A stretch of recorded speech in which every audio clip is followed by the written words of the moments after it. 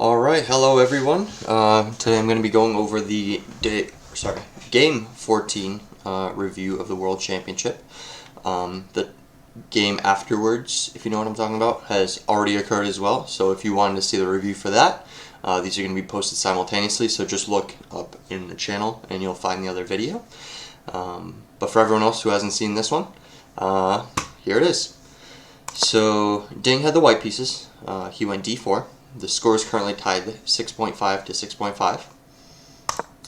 We get knight to f6, c4, e6, knight c3, a lot of normal stuff here, bishop e4, we get e3, we get a castle, bishop to d2, d5 going for the center, a3 kicking the bishop, and the bishop chooses to go back home to e7 as opposed to capturing or dropping back to the a5 square.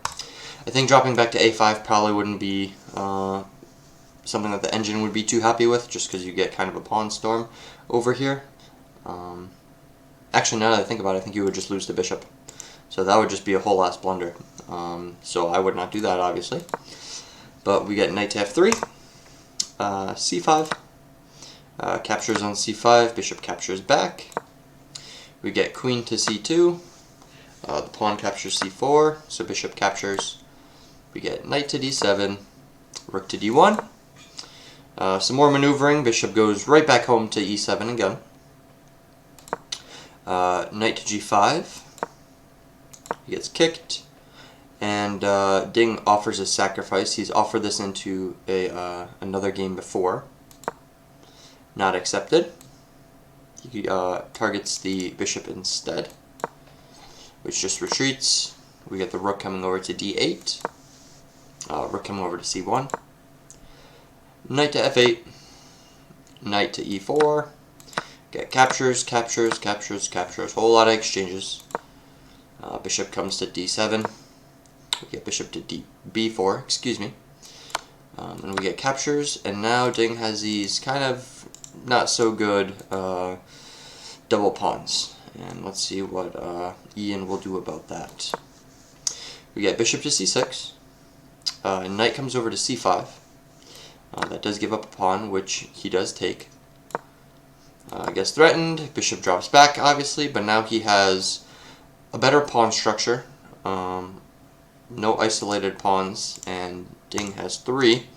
Not to mention he's a pawn down, so Ian does have a slight advantage, but he still has to press. We see e4, bishop drops back. We see b5, bishop drops back again. And now the pawn is recaptured for the time being. And here we have the move rook to d4. And I was actually looking at Levy explaining this move, and it's pretty genius actually. And the idea behind the rook coming to d4 is that if you just attack the knight right away, really not a whole lot happens. Whereas if you bring your rook to d4 first, targeting this pawn, the rook is going to have to move over to the c4 square to defend that pawn, and then you go ahead and attack the knight, and you actually end up with a better position out of that. So we see that happen in this game, and then the knight will retreat to that c5 square, and the rook simply attacks it right here. The rook drops back to c3, just so he has the freedom to move his piece now. Other rook comes and doubles on c8. So we get the pawn coming to b4 to defend it. We get knight coming to d7. Rook goes over to g3, so he gives up the pawn. And we do see it taken here. We get check, so the pawn is temporarily gained back. King moves out of the way, he's never in danger. He always has this e7 square to escape to. He still has a very good structure. Bishop comes over to d3, just trying to protect some more of his pawns. Also looking at potentially bringing it here, I guess, for an attack. I'm not positive. I don't think that would be the case. I think it's more so he just wants to move his king up and improve the position of these pieces that were straggling behind.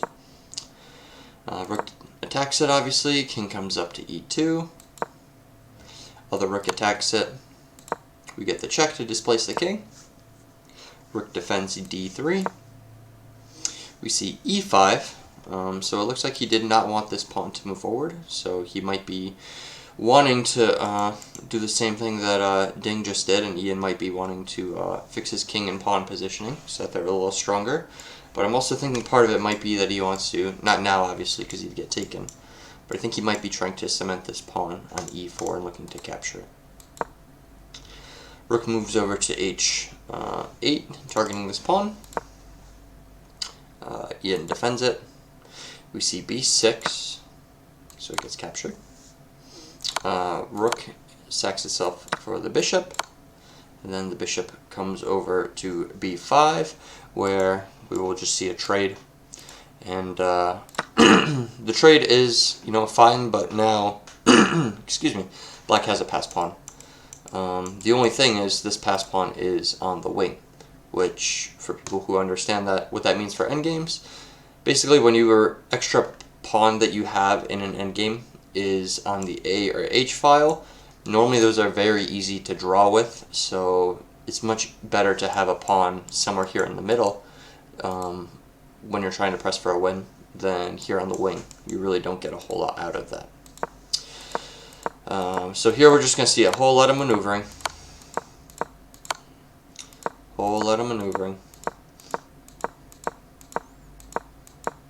Most of this game was just maneuvering, so I'm not going to go over every move here. You see a lot of repetition here. But eventually we see a different move.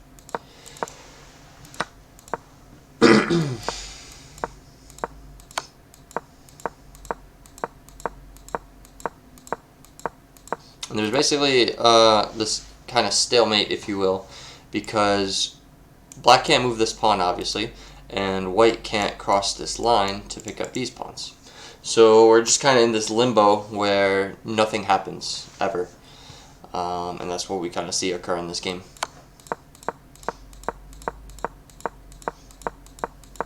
Yeah, that rook is just going to stay on that line. Yep, and then everything just gets exchanged off. And yeah, remember what I said about the outside pawn being very much led to a draw?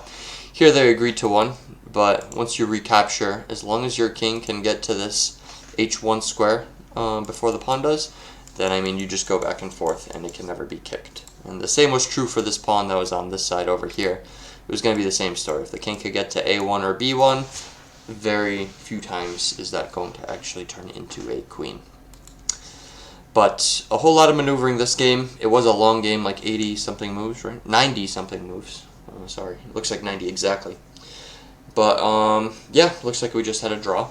And for those of you who are kind of confused as to why they played so much of this endgame, the reason is that this was the last game of the classical portion of the FIDE championship. And what that means is that now there's tie breaks. There were only supposed to be 14 games, and that's all that were played.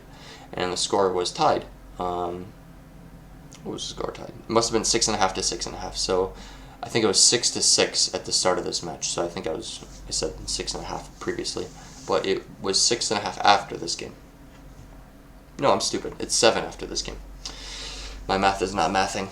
But now that it's tied, we're going to have tie breaks, and the way that I believe that works out is you have 4 rapid games, and then whoever wins the rapid section takes the whole thing, and that I think that if it's not decided in those 4 rapid games, I believe that you even go down to blitz time controls. So then the champion might end up being someone who's better at blitz, not necessarily someone, who's better at classical. But I appreciate you guys watching. Like I said, the other video is already up at the time of this being posted.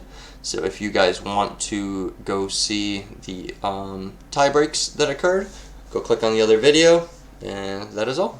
Have a good one.